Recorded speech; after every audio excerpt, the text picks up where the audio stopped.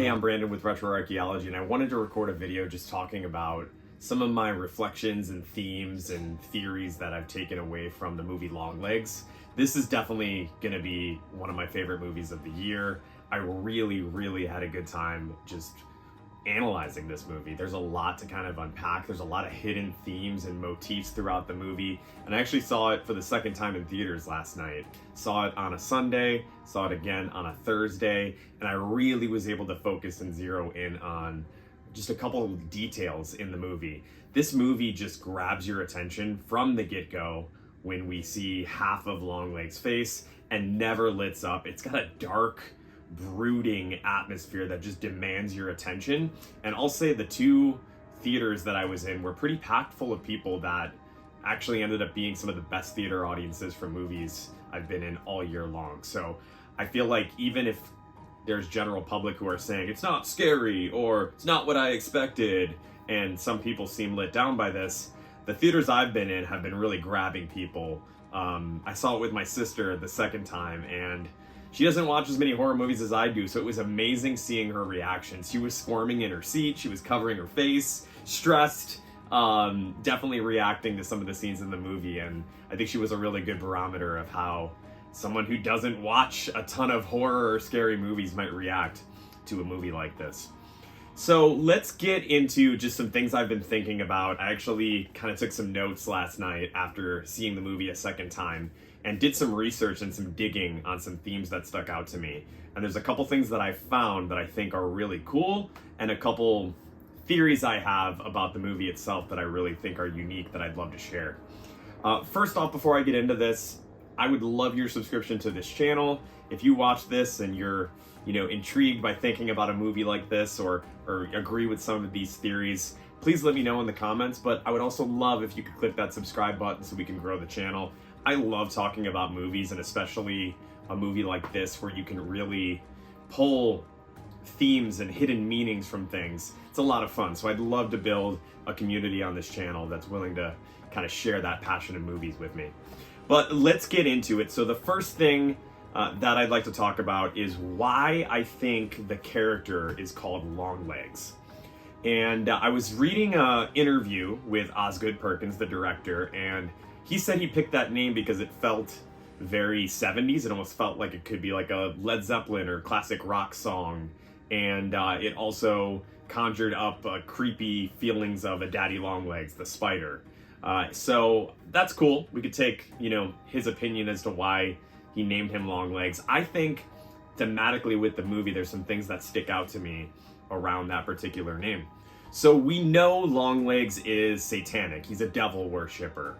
Otherwise, these events wouldn't play out, and he's just a creepy dude. He's pale white. He's got very ugly features just in terms of his face and wrinkles and his nose and his scraggly hair. So Longlegs is obviously a very sinister character, and he lives in Ruth Harker's basement. He's been killing or orchestrating killings of families for 30 years. We find out that there's 10 families that have been slaughtered, and Longlegs is the one behind a lot of it, leaving these notes. So with that satanic devil worship background of the character, in my mind, it's almost like Longlegs is very supernatural, which leads me to believe his 2 feet are kind of grounded in hell. He is in league with Lucifer. He's in league with the devil. Spiritually, he's very much located in hell. So in that opening scene when Longlegs meets the young Lee Harker for the first time, and he says, "It's a shame I wore my long legs today." In my mind, it's like he's grounded in hell, but he's on earth. He's interacting with this girl. He's doing the devil's bidding. So how do you get spiritually from hell to earth? Well, gotta have some pretty long legs, because it's implied that hell is way down, all the way down. That's always been symbolically the location of hell, very low, whereas heaven is up, above. So that's my theory around the name Longlegs, is to do the devil's bidding.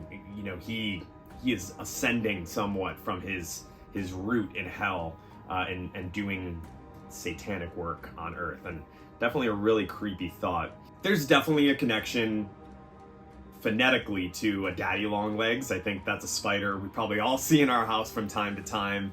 And I think the name Longlegs makes you think of that spider. There's an interesting parallel to a daddy long legs and the theme of numbers that I really noticed in this second viewing. There's something going on with the transition of the number 8 to the number 9. And it happens in a couple different areas. So the musical quote that appears at the beginning of the film has some relevance to what I'm thinking about in terms of this number symbology. So the quote says, well, you're slim and you're weak, you've got the teeth of a hydra upon you, you're dirty, sweet, and you're my girl. It's hard to read that and not sing it in the T-Rex flow of that song. But it says you've got the teeth of a hydra upon you. So that's a really interesting word to be in that lyric for a number of reasons. So a hydra is a mythological serpent or dragon that had 9 heads. And guess what? Longlegs meets Lee Harker on her 9th birthday. And that really sets the chain of events where the doll gets dropped off. Obviously, Ruth accepts really her option of doing the devil's bidding, and that all happens on the 9th birthday. So 9 heads of the Hydra, Lee's 9th birthday, really interesting parallel. So going back to the transition of 8 to 9, a daddy Longlegs has 8 legs. And Longlegs meets Lee on her 9th birthday. So there's a transition there from 8 to 9. There's also another transition from 8 to 9 that I caught. When Lee is talking to her mother, Ruth, there's a line where Ruth says, I used to be a nurse for 8 years, you know. So thinking about that, why would she have stopped being a nurse? Why did she not make it to year 9? Well, she gave birth to Lee. And later when Lee goes to visit her mother on her birthday, Ruth makes a point to say, I bled and bled and bled and bled, which is really interesting because it just emphasizes Lee being born into blood, into red, and that being a transition point for Ruth. If she doesn't have Lee, likely Longlegs never visits, setting the chain of events that Ruth would accept the Crimson offer to do the devil's bidding. And Ruth's life really changes. She was probably a working woman for 8 years as a nurse. You don't do that for that long if you're not semi-decent at it. And her life changes. She doesn't get to year 9. So there's a really interesting theme that I noticed in the second viewing about the transition between 8 to 9. And it's kind of cool to pick up on Hydra and 9th birthday. And numbers come up a lot in the movie as well, especially with the pattern of kills around the 14th birthday. And that forms kind of the upside down triangle, which kind of represents the Unholy Trinity. And I want to talk about that a little bit later as well. But I did notice just a really interesting small detail in the second viewing. When Agent Carter and Lee go to this barn, the X marks the spot scene, right before they walk in, there's actually 6 X's on the outside of the barn. So 666, the number of the beast, the number 6 kind of has that satanic association. Just a really minute detail to catch, and that really just speaks to all the little Easter eggs that you can kind of catch in Longlegs on a second watching. So thinking about Longlegs' character, right? He is doing the devil's bidding. Ultimately, it's him on a quest to recruit followers. That's essentially what he does with Ruth. Recruits followers to do the devil's bidding, which is influence murder, be able to drop off these dolls that really inhabit an evil spirit of the devil that get the family to kind of slay each other. And the offer that Longlegs really says he's given families when he approaches them with this doll is crimson or clover. So there's some really interesting things I looked up. Crimson, I think, is pretty obvious, right? That's associated with evil, fire, flames, red, power. That to me would be the satanic choice. If you choose crimson, you are accepting the terms that you need to deliver these dolls to keep your daughter alive.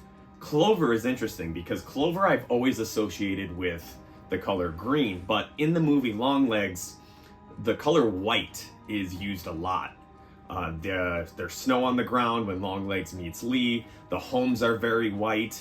In Longlegs' like interrogation room monologue, he really talks about like how white you were when I arrived. So white is very much a term of spirituality, but I thought the crimson and clover offer gave me some room to kind of do a little bit of digging. So I found this out. There is such a thing as white clover, and in Celtic folklore, it's really considered a sacred thing to ward off evil spirits. And a clover typically has 3 leaves. There are, the lucky 4-leaf clover myth, but the typical clover has 3 leaves, which in a way represents the Holy Trinity, because clover is prosperity, it's good luck, especially a white clover in Celtic folklore. So it's really interesting that you have this symbology of crimson or clover being associated with 3. We get the upside down triangle, which is associated with the unholy trinity. And that is where I'd like to just talk about the letter that gets delivered to Lee. So we essentially have an unholy trinity in this movie as well, with the devil. We see this horned creature appearing in windows, appearing in backgrounds, and obviously is behind some of the manipulation of Longlegs to do his bidding. We have Longlegs, and then we have Ruth. So you have 3 evil characters really there doing the devil's work. That's your unholy trinity. There's a really interesting tie that I dug up relating to the letter that Lee gets delivered to her in the chapter that starts his letters. So the letter itself says, "I stood upon the sand of the sea." And that is from a Bible passage, Revelation 13:1. So in that passage, I looked up what it means. Essentially, the Apostle John stands upon the sea, and he sees a fearsome beast rise with 7 heads and 10 horns and blasphemous names written on those heads. That beast rising from the sea that John sees is supposed to symbolize the devil. It's really interesting that it has 10 horns in that passage, because Longlegs has committed 10 family murders, or been associated with 10 family murders when they're investigating the crime. So again, there's a matchup to that number there. So I just think this passage is really interesting, because Longlegs is essentially getting these families to murder each other in a certain pattern to really form this triangle of gates that ultimately, it's implied, would summon the devil, would summon evil forces on earth. And these victims are being murdered and slaughtered, their souls kind of going to hell. And that's really the connection to that Bible passage, is I stood upon the sanded sea, the Apostle John seeing a beast rise. It's almost like that letter that Longlegs leaves Lee is an omen for the rise of these evil forces. So again, just little details in this movie that when I started digging these things up, it made me really like the movie even more. And I think this movie demands just some additional thought. Like, whether Osgood intended for all these things, I don't know. But I like this movie a lot because there's a great framework, yet there's enough blurred lines and minute details to really dig into and analyze. And I got a lot out of that in this second viewing. So the last thing I want to talk about is just the power of the dolls, and just some thoughts that I have around that. So when Ruth shoots the doll that really has been clouding Lee since she was a kid, like, Lee is like stunned. She's taken aback, and there's like this shot of this like black smoke kind of falling back from her head. I really paid attention on this second viewing how Lee acts after that happens. And let's face it, the character of Lee Harker, like, she's really awkward. She's very serious. At times she has just like a blank expression in his face, very monotone delivery, very distant and spacey at times. She seems like a very smart agent, right? But she at times in the movie feels very lost in her own head, almost like there would be some sort of like autism or disorder. But you got to remember that she's under this spell of this doll that Longlegs says like hides things from the people that it's holding captive. So something that I think is really interesting is after Ruth shoots the doll and Lee wakes up in the basement, she kind of exits the basement and is a lot more alert in that second half of the movie, really personified by the scene where she's driving in the car and she just screams. She screams, it's a side profile shot.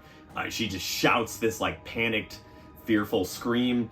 And we haven't had a emotional outburst from Lee Harker's character like that at all in the movie. So it's significant that that comes after the doll is broken, because to me that implies she is clear-headed, she's been set free, and maybe that does explain how stiff she is in the first half of the movie. I think that's a really kind of interesting like before and after detail. Around the possession of the dolls influencing these kids, I want to talk a little bit about the character that Kiernan Shipka plays. She crushes this role. I think it's easy to forget about that scene because she's only in one scene, but everybody that I brought this up to is like, oh my gosh, she was so good. I love that little line she delivers. I'd be just as happy as Peaches to jump through that window, feel my heart stop beating. The way she talks is so good. I read online that she did that scene in one take, which is amazing. So I love that actress in Sabrina. There was the Netflix slasher that was really good. I forget the name of it. But so her character is Carrie Ann, and she's supposed to be the lone survivor of Longlegs, who's been in this catatonic state for a long time in a mental institution. So when Lee goes to visit her, and obviously mysteriously has her name signed in the guest book, Carrie mentions like, haven't I seen you before? Don't I know you? And that's really an interesting little subtle line, because you gotta realize up until they find the doll at the barn, Carrie is supposedly not talked and has been in this mental institution since she was a little girl. So if she's in this catatonic state, but then she awakens and she's like, haven't I seen you before, Lee? There's nothing to imply Lee actually did go visit her. Although I'd love to watch it a third time and just see if there's something I'm missing there. It makes me think that under the possession of these dolls, there's a part of these girls' spirits that are under control by this demonic entity, by Satan, and they exist probably on a similar spiritual plane, because I think Lee's under control of her doll, Carrie is, and she thinks she knows her. It makes me think like their minds, their spirits are somehow trapped in torment, and I think that comes through in the scene where Longlegs is driving away after the convenience store scene, and it's such a great Nick Cage as Longlegs moment outside of the interrogation scene. He screams, "Daddy, Mommy, unmake me, save me from the hell that is living." To me, that's like his connection to these tortured spirits of these young girls, these young victims. So I think the movie just implies this like hidden purgatory, so to speak, or symbolic place where some of these victims and some of these characters are linked, even though they maybe don't realize it. And when Lee's doll gets shot by her mother, like finally that hold is broken. So the end of the movie I love. I think it can be taken very literally, but I also have my own theory. And I'm talking about the moment where Lee has the gun and she's just clicking it. And she's pointing it at the last doll in the movie. And there's no more bullets left, or so we're led to believe. The way they hold on Lee, and there's like this moment of pause, I have this kind of interesting theory. What if that doll, which has an evil force embodied in it, what if that doll actually is making Lee think she's pulling the trigger and that it's empty, to really prevent that evil spirit from being taken out in that moment? And in reality, Lee actually still has bullets in the gun. I don't know. Could be totally blowing smoke. Maybe you could go back and count what type of gun it is and how many shots she fired. But I think that's a really interesting thought just around the theme of like evil cannot be created or destroyed, like evil persists. In that moment where we think Lee has prevailed, what if that last doll is actually tricking Lee and the little girl's mind to think that that gun is empty and she's pulling the trigger to save itself, but in reality, there were bullets in that gun. I don't know. Really interesting. Those are some of my theories. I hope you enjoyed this. Please comment, like, share any thoughts you have. I really had a good time doing some research on Book of Revelation and the quote at the beginning and just formulating my own thoughts about this movie. I do think it's a movie that is worth seeing multiple times. I can't wait to buy the 4K disc of it, and I got a lot out of it the second time. This is absolutely one of my favorite movies of 2024, and I can't wait to just kind of see what other theories come out of this being out and people seeing it more than once. So thank you again. Don't forget to like, subscribe, comment, interact. You can find me on Instagram, Retroarchaeology, TikTok, Retroarchaeology. I'm also on Facebook, and look forward to talking about some of the other movie releases to come this year. Thanks.